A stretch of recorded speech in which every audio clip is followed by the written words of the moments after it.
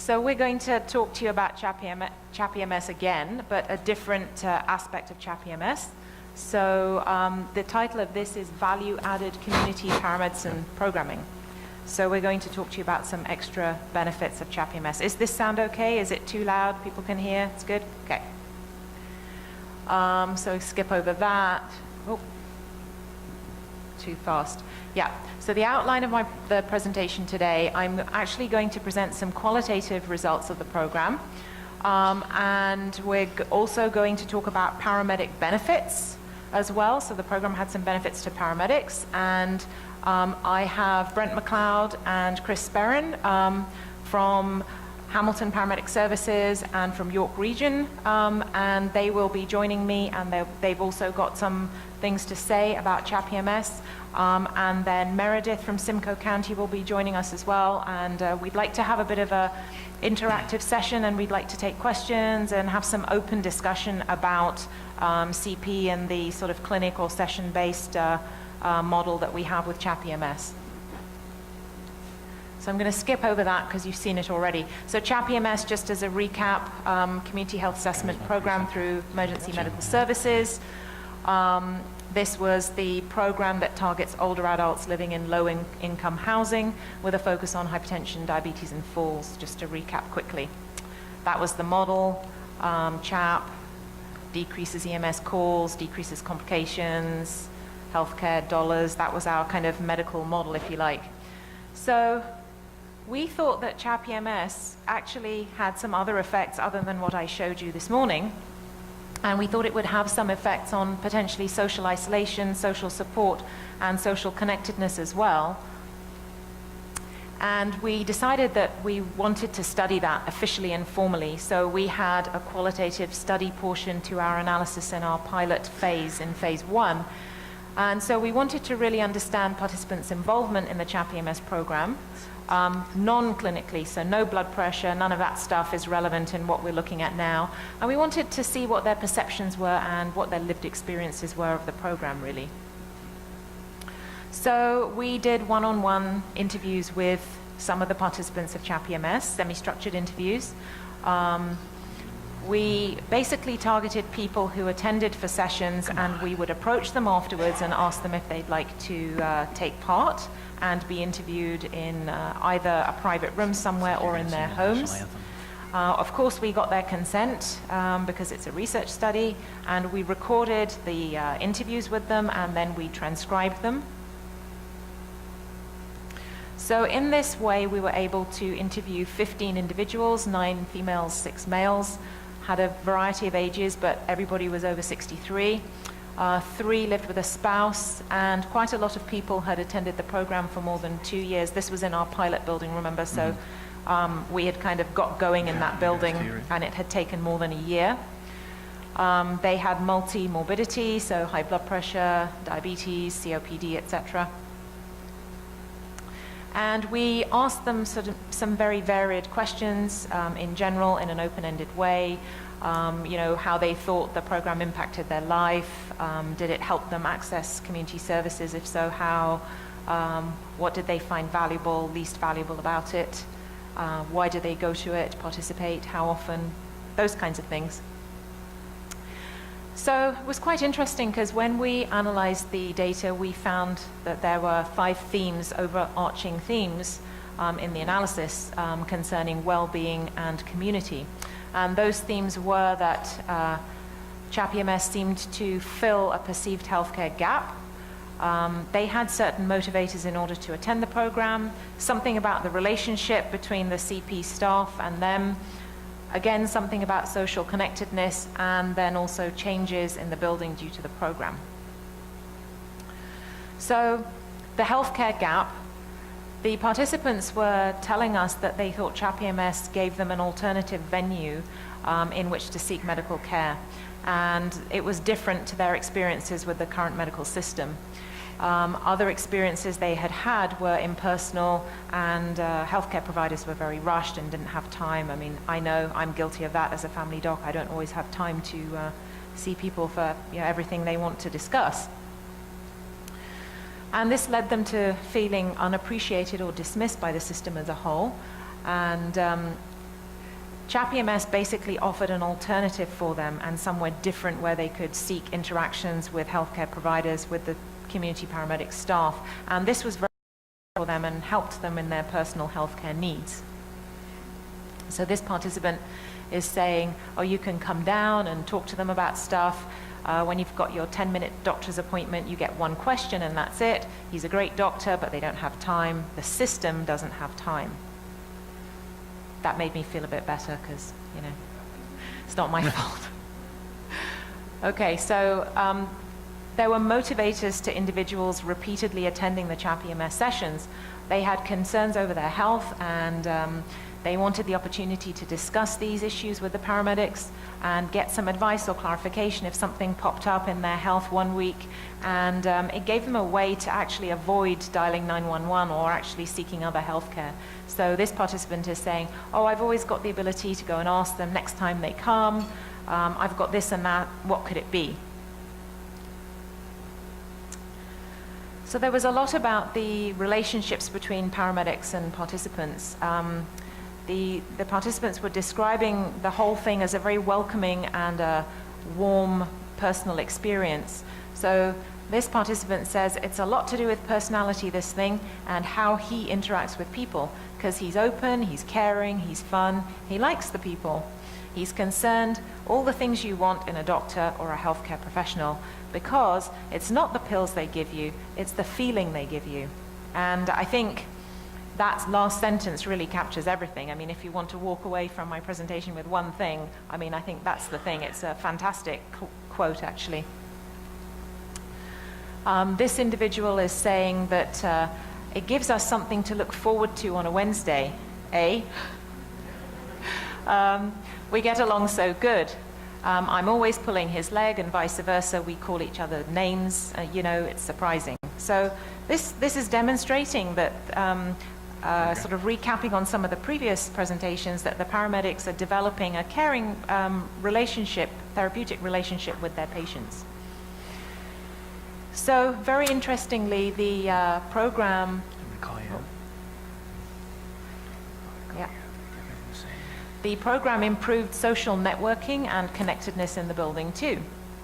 So social dynamics and relationships between building residents were somehow changed. The program became a social gathering for those individuals to come down and talk to others in the program and talk to others who weren't in the program but were just kind of nosy bystanders and were watching on.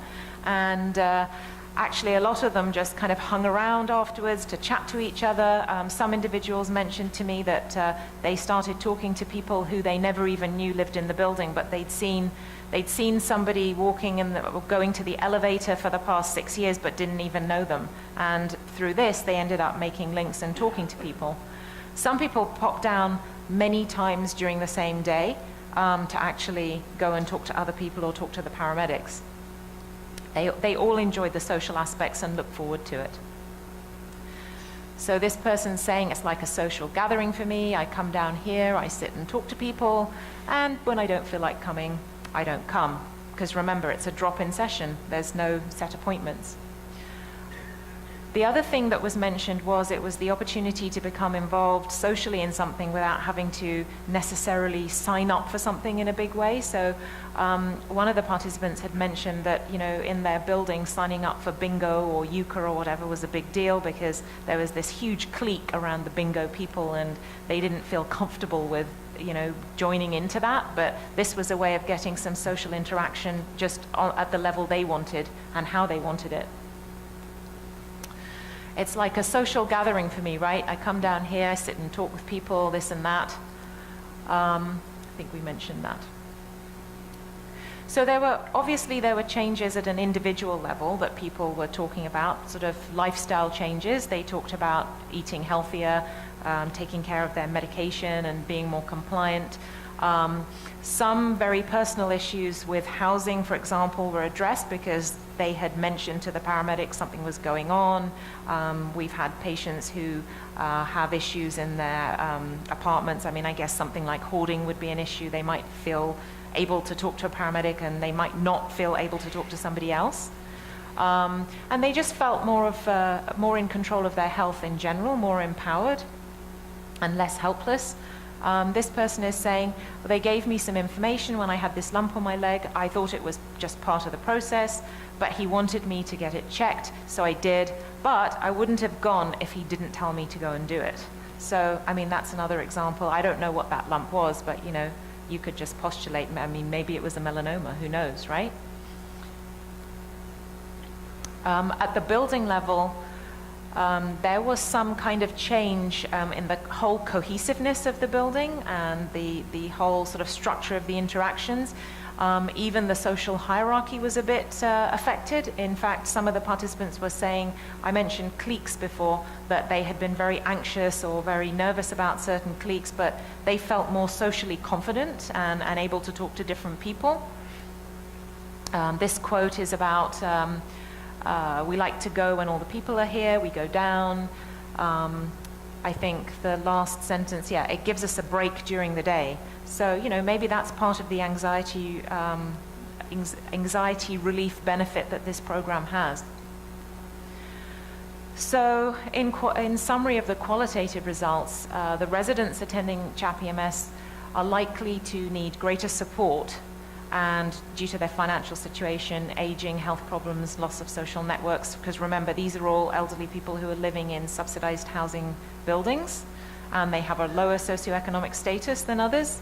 And for this type of adult, this type of program actually may have that added benefit, because those participants utilize the program as some kind of unique coping strategy to mitigate their own health concerns and their frustrations with the healthcare system and their social networks. Particularly, we think that CHAP-EMS really helped because the sessions were flexible, the paramedics were incredibly friendly and approachable. It was in a comfortable environment, because remember, it's their housing building. They don't have to go outside of that building to go and see somebody else. It's right there, it's in the common room. It was consistent, so every week at the same time they could go and see somebody. The health education and the advice that was given to them was tailored to them, so it was very, very specific, and it was, they would be able to take action on that. There was mental health support.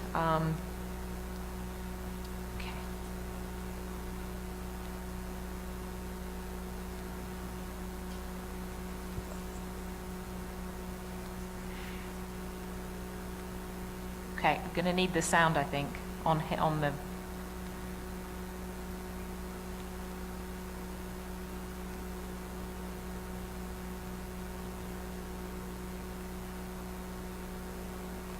You haven't missed too much. He just said, my name is Jim.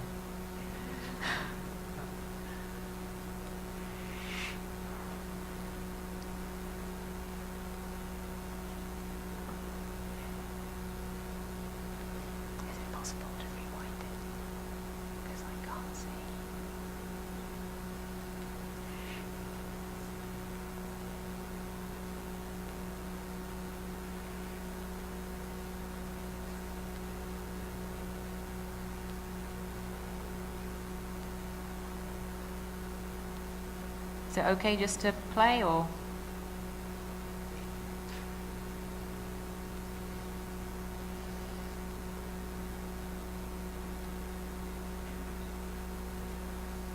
Yeah. No.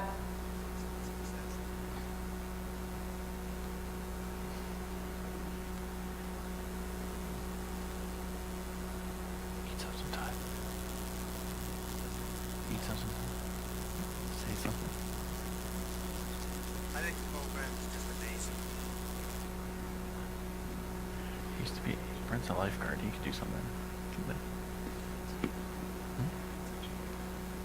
Well, do like a life-saving move. You're a lifeguard, right? Go drag someone to the audience.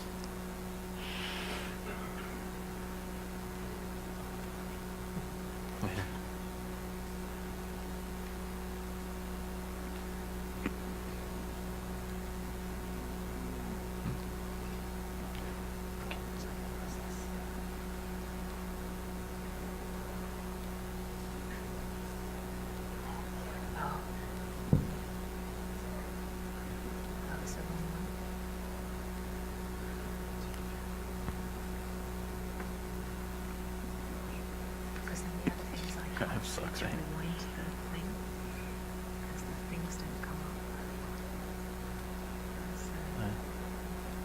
Oh, it's a nightmare. Mine.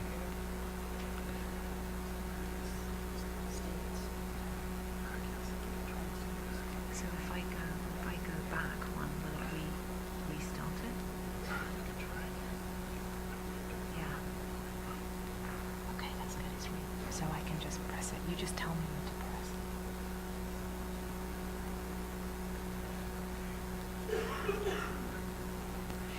Should I try again? My name is Jim. I've been No.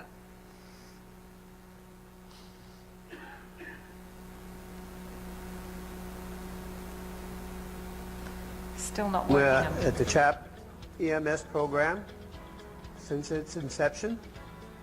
I think the program is just amazing. Saved my life.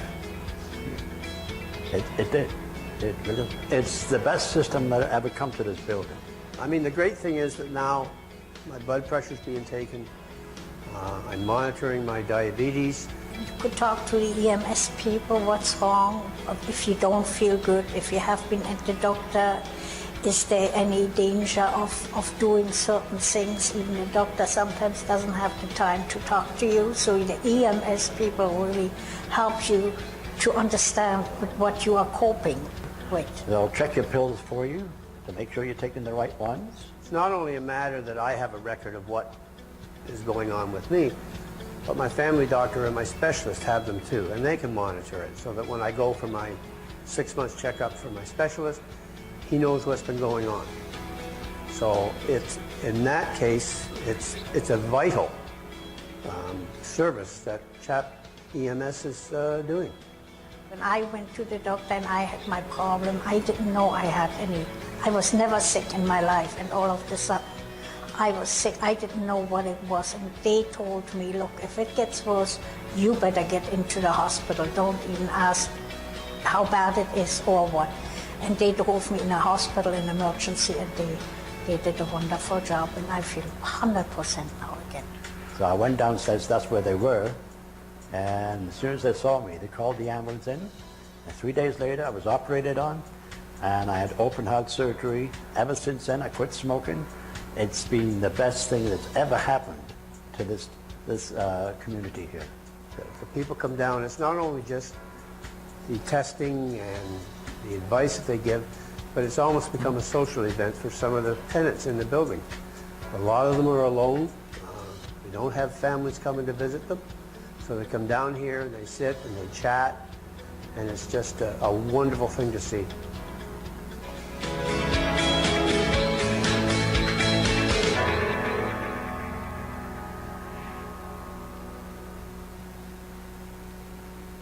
Okay, so that was a bit about the effects for the residents of the building. We think that CHAP-EMS has benefits for paramedics too, and so we're going to talk a little bit about that because it was the sort of value-added portion of CHAP-EMS. So these figures are slightly out of date, but at the time this was prepared, we had had 47 modified duty paramedics who had gone through the program and staffed it. We had had 19 PCP or ACP paramedics. Those individuals who had gone through as modified duties had been injured, usually back injury or something, or they were pregnant and unable to staff their regular duties on the road. There's been a bit of talk about the idea of having a break from the road for paramedics because it's quite stressful, and so the idea of having a mental health break, or simply paramedics who are reaching the age of retirement and needed to have a break, maybe a program like this would be a good staffing opportunity for them. But CHAP-EMS we provide training for CP for the CHAP-EMS program, and we have online training modules, which I'm just going to show you in a bit. Overall, the numbers of people who've gone through our training, we've had 79 individuals who've gone through that training. Actually, it's probably more. It's probably close to 100 now. And we're getting lots of feedback about the fact that paramedics really enjoy the continuity of staffing the sessions, and they get to know those patients, and they get to know the buildings and people, and they really enjoy it. They have a lot of job satisfaction. So the modules that we've developed that are online cover a variety of areas. So mainly health promotion and disease prevention, diabetes risk assessment and how to conduct the diabetes risk assessment, general health education, risk factors for heart disease, falls, how to counsel and give advice to patients for the risk factors. And you know, health promotion and disease prevention is not something that many paramedics necessarily know, so it was very important for us to give them this kind of training, and it's been very successful. Once the paramedics go through all the separate modules, each module has some multiple choice questions at the end of it that they have to pass in order to move on to the next one. But once they do the modules, they get a certificate of completion, and then they can move on to doing the database training. So I'm just showing you this this was in the news not too long ago in Ontario about PTSD in paramedics, and this idea, this concept that community paramedicine programs like CHAP-EMS can give paramedics that just a bit of a break from somebody who doesn't want to go on the road anymore, or there's reasons why they shouldn't be going on the road, and mental health being one of them. So we do intend to get feedback from paramedics once our CHAP-EMS randomized control trial is finished. I don't have that to give you right now, but we do have some paramedic reps from our sites as well, and so I'm hoping that we'll get some discussion going about things. I'm going to skip through that actually.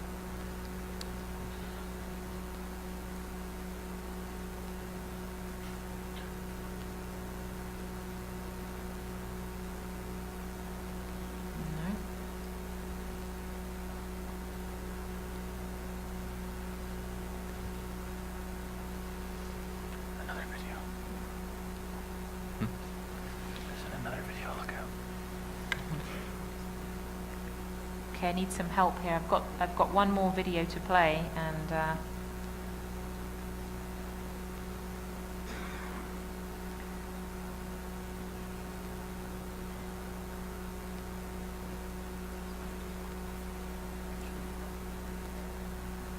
Sure.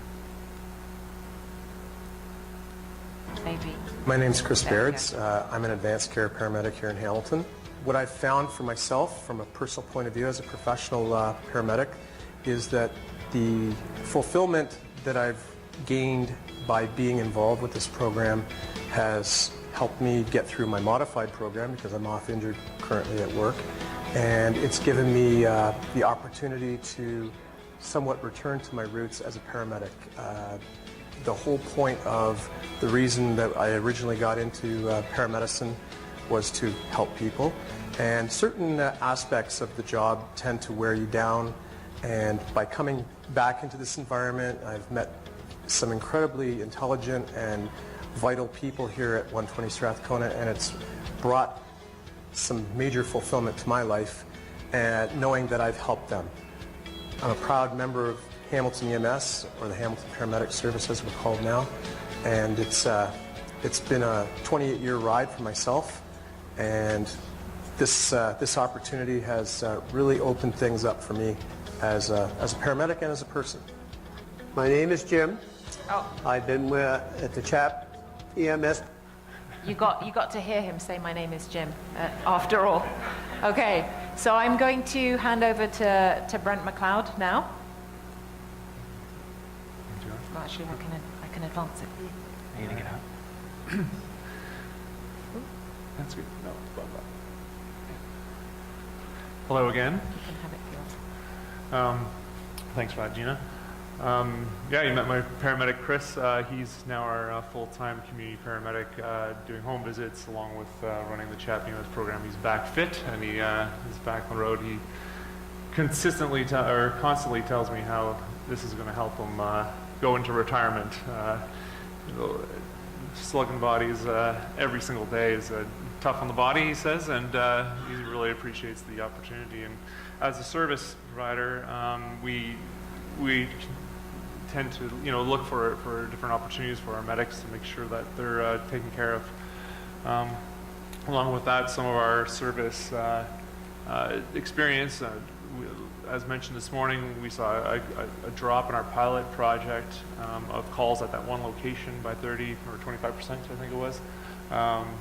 And then our results for the randomized control trial are looking promising around the province as well for decreasing calls at whether they're leaving that address and going across the street to the payphone, we don't know, but it is looking promising at this point. So some of the other benefits that we are, wrong button. There we go. When this all started, our modified paramedic levels were through the roof. We would have 12 to 18 paramedics on a shift that were off. So we wanted to make sure that they were doing something meaningful, and this was a version of this in the beginnings. Kind of that's what kind of was the catalyst for this program. It gives them a chance to do meaningful work, keep connections with the paramedics, or sorry, the patients, and make them feel like they're doing something for the community. They're empowered. They see results, and they enjoy coming into work rather than driving envelopes or picking up equipment on a day-to-day basis to make the service run. So, a few other things that we wanted to mention was that as the program's growing, more and more buildings in the city are wanting this program. So the challenge for us is, and which makes it interesting, is how to schedule that and keep it sustainable. So we're looking at moving our 4 buildings that we're in with the intervention into the control buildings. At our next phase, we're working with our partners in the city to make sure that no one's feelings get hurt, and make sure that we have a presence still in the city in all the buildings that we've been in before. So those are some of the challenges, but also it's pretty exciting that we can offer this program in multiple buildings. We have a very dense urban population in Hamilton, but we also have a large, I think it's over 1,100 square kilometers, so we do have a rural area. So we're looking at other ways to reach out to those little communities for these sessions, CHAP-EMS sessions. So a lot of those things are on our forefront, and we're looking forward to the future. And there's a lot of benefits that come for the community and the city in terms of the taxpayer and the base there. So you get a lot of bang for your buck, if you will.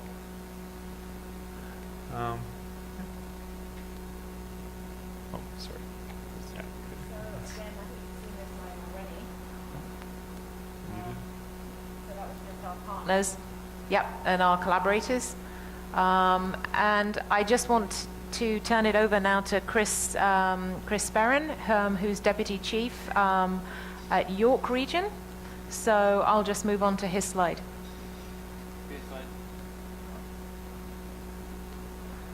Test? There we go. I'm just going to stand up. I can't sit and talk. So I just wanted to go, these are some of the, Brent went over some of the paramedic benefits, but I just wanted to go over some of the system benefits that we saw inside of York Region when we did this. And I think one of the key first ones we saw was the partnerships. We're in a large, our division's a community and health services division, so we have public health, social services, housing, long-term care, and paramedic services. And we hadn't really had a project that was sort of cross-sector in that department. So this offered us the first opportunity to get together with public health, long-term care, housing for sure, and look at how we can actually improve the health of our our residents of the region. And we were able to select 4 buildings that had relatively high call volumes, and move the projects into those.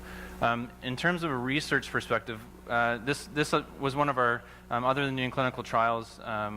For cardiac arrest and cardiac stuff, this was one of our first opportunities to actually bring research to our front lines and have our paramedics on a day-to-day basis in a setting doing research sort of 8 hours a day. And it helped to sort of foster some momentum on the front lines with that, and with modified paramedics, we were able to get our educators involved in the research a little bit more, which was also rewarding.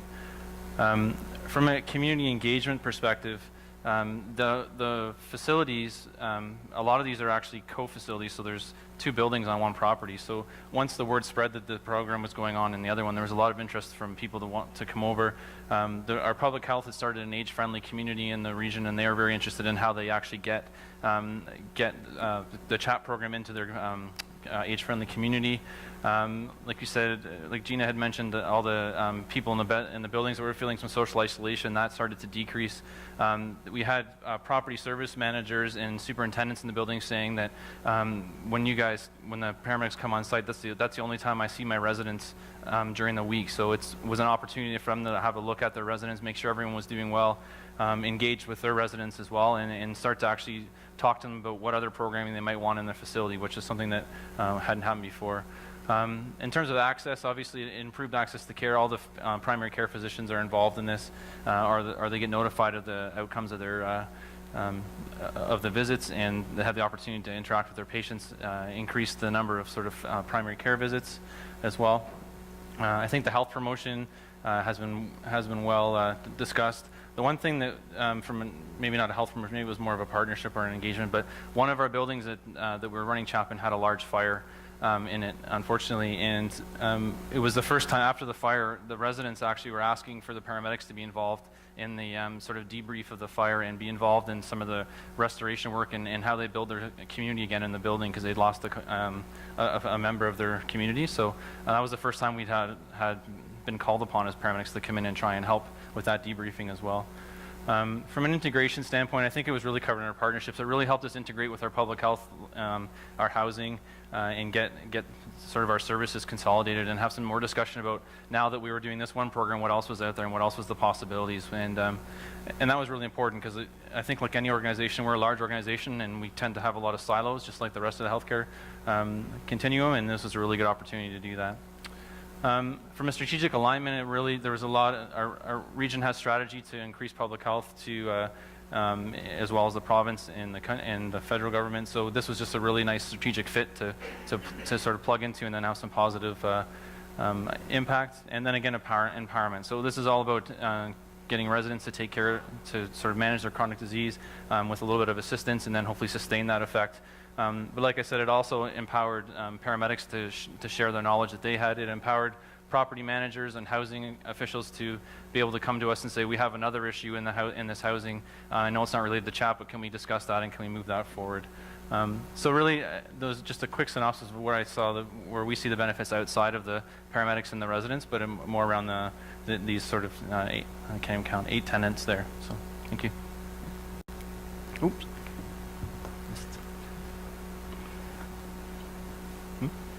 So just wanted to mention that Meredith Morrison is up here as well. She's from Simcoe County.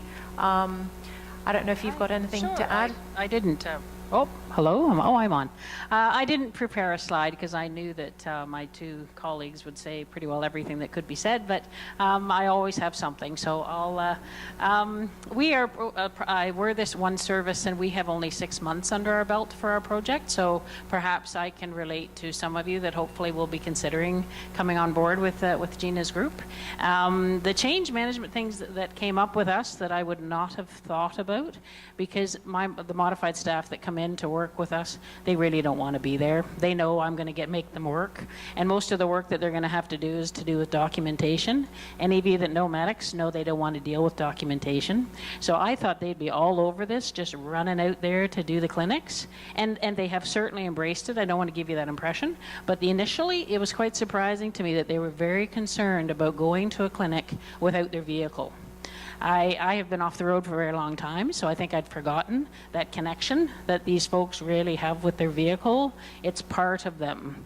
And so it took us a while to convince them to say that you're not going on a 911 response. It has nothing to do with that. It's health promotion. So just from a change management perspective, that was an interesting thing that we went through with the medics. Now the medics that are doing it just love doing it. They feel extremely connected to the community, even to the point where where our females who are pregnant are receiving knitted sweaters, knitted hats, knitted blankets. You know, it's like my mom, she's 86 and she can't knit enough. So it's been very well received, and so I just thought I'd add those points. Fantastic. Okay, so we had applied to IRCP to be a panel, if you like, so it was meant to be a sort of a bit of an interactive panel, a chance for anybody out there to get up and if they have a question to ask either myself or any of my paramedic colleagues about experiences with CHAP-EMS. So we have one question, I think. If you could say your name and where you're from, that would be very helpful.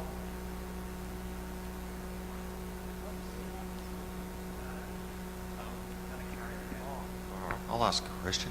I'm Peter O'Mara from Australia, and we run a double degree program for paramedics, and the graduates get a degree in health promotion as well as paramedicine. So do you think that sort of public health education for paramedics at entry level would be helpful in your sort of program? I'm going to give the paramedics a chance to answer too, but certainly from a program implementation point of view, definitely. I guess in Canada it was a new thing. Certainly in Ontario, they hadn't been doing health promotion before, therefore we needed to teach them. But I mean, I think it's fantastic. Yeah, I agree with that. I think that as we're seeing our demographics of our calls changing so dramatically, I think it's really important that paramedics get an understanding of the social determinants of health and how we can impact those on a day-to-day basis. It's not really been a traditional part of our practice, and I just think as we sort of evolve our levels of care and how we're interacting and becoming more integrated in the healthcare system, that's critical to have that understanding. And I think the other key there too is that in my sort of world, what I'm picturing is that we need to, and Walter can probably speak to this very well, Tavares back there, but I would love to see where there's two different streams where people can look at, it's not the 911 world of lights and siren, that we need to shift the focus. We can't keep up with the volume, that's the silver tsunami effect that's coming, and we have to shift the demand. And I think that there's a lot of young folks going into these programs, if they knew that there were different streams for them to go into, I think it might be more appealing to some people and appeal to a different audience. Yeah, definitely. One of the things that we like at our service is that the training that we provide them for health promotion, it's out of the box, it's online, we can tweak it, we can add modules. A lot of the medics that we're dealing with right now, they come in through no competition. It's all seniority based at our service. So they have a lot of experience, and they always say, well, we've done this before, we do this every day. So they have a lot of experience. They've learned health promotion on the road, but I think people coming into the job for sure would need to touch base with the health promotion piece and social determinants of health. Another question. Hi there, I'm Rob Gerson. I'm the medical director in Winnipeg for the fire paramedic service there. And we have a community paramedic program that does, it's funny how we're all sort of doing the same thing in our own little way. I mean, obviously we're providing great care to people and we're improving their health, but the reality is for all these programs, you have to convince people of the cost savings or the cost benefit or the cost avoidance or however you want to spin it. And so I have a question. A couple of slides this morning, you talked about using the modified medics and you had a zero beside that dollar amount. Does that mean that they're paid by somebody else? Mm-hmm. So they're not paid by the department anymore? No, they're paid by, in Hamilton, they're paid by the city of Hamilton. So Correct. It meant that they weren't, what that zero was they weren't taken off the road by the service to staff CP. Whereas in the second slide I showed you where we did account for the money, they had been taken off the road and they were they were staffing CP for that reason and they weren't modified. So when you were saying the zero, there wasn't an incremental cost associated with Correct. those positions. They were paying Correct. them either way. Yeah, they were being paid to potentially do admin, or you could answer that. If depending on their classification, if they're off on a workers like a workers comp, they got hurt on work, on duty work, they'll get paid in association with the ministry. But if they don't go to work, we have to pay a 30% in administration costs as well. So we're actually saving a bit there for them, bringing them into work as well. So there's that piece, and then we do offer modified work for people who get hurt off the job. It's interesting, and I won't belabor the point, but in Winnipeg, and I'm not sure how it goes anywhere else, a portion of the funding for a department comes from ambulance billings. So a portion of it's paid for by the public person, part of it's paid for by the billings that come in. And so we have a program that's, you know, saved $1.5 million in billings in a year. I go to the finance people and they say, great program, but you're costing us money, right?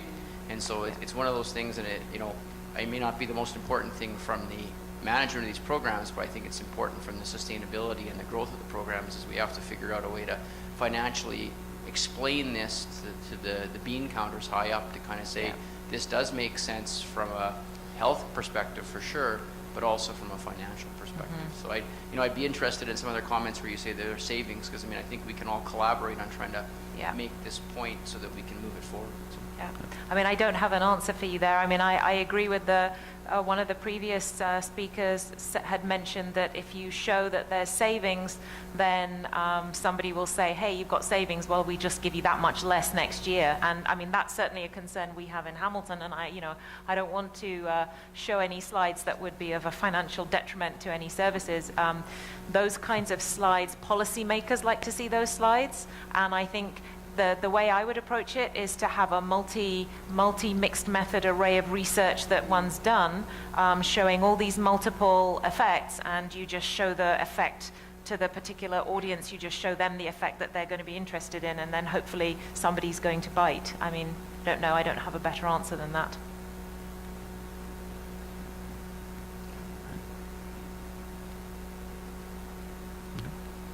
Hi, my name is Dave Black. I'm from the Northwestern Ontario Rainy River District EMS. First, I'd like to say congratulations on the program. The feedback you provide and the data is quite fantastic, so thank you for that. You alluded to some of the mental health issues and the benefits of the CHAP program with the working paramedics. I was wondering if you have any personal experiences or experiences with the program where paramedics have suffered ill effects from being involved with CHAP, as far as maybe having close relationships with the clients and then them passing away or dying. And if not, if you haven't had those experiences, is it being considered, and is there a plan in place to deal with those issues? Thank you. Yeah, I'll take the mic. I'm looking to York, Yeah, because I know York had some issues. So yeah, thanks for the question. So we haven't necessarily had any issues with that once care's been withdrawn. We have had people who have been off on, had occupational stress injuries, and have come back and they've actually gone into CHAP, and it's been a really easy, it's been a good integration for them to come back and start seeing patients at really lower acuity and getting that sort of feel to talk to patients again.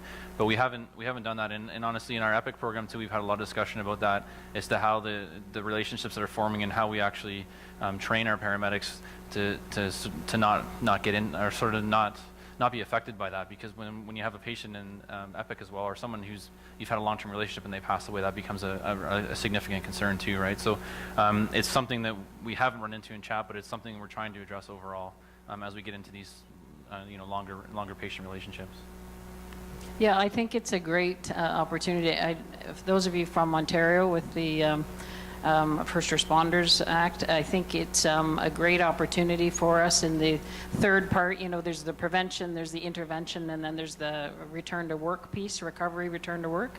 And all of us, in Ontario services are going to have to put forward a pretty comprehensive plan over the next, 6 months to a year as to how we're going to address these different stages. And I think it's as Chris has alluded to, it's a wonderful opportunity for us all to work together on that final phase of how we can introduce folks back into the service as part of the return to work piece. You have anything? No. So the only thing I would say is just to build on what Peter was saying about the health education, health promotion education being part of the training in Australia.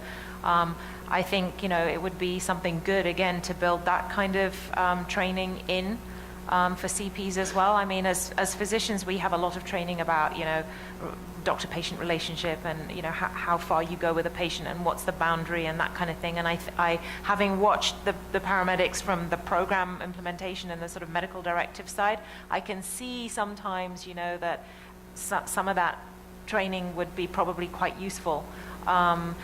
But overall, the paramedic-patient relationship is fantastic, and we need to preserve that. But we also need to teach them not to get upset when the patients pass away or when they have to get taken away from CHAP-EMS and go back on the road. In fact, one paramedic was extremely upset about that. In fact, yeah, you might want to say something about that. Yeah, well, he was loved by all. I don't know, he brought cookies and whatnot. So he was, at one point, he was going to be reclassified into a different job in the city. So working his way back into that road world, there was a lot of issues about, why can't we make this a permanent position, have paramedics do this every day? With that in mind, bringing people off the road to, have a mental break or, then on the flip side, I had another paramedic who was off the road because she was pregnant, but then she also had some underlying stress, occupational stress issues, so she didn't want to come back. She was a great paramedic to be in that position, to be in the CHAP-EMS program, but we have to review every paramedic's case individually and make sure that we're catering to each one of them and the return to work plan. So yeah, it does make it for an interesting process. Any more questions out there? Nope. Doesn't look like there's any more questions.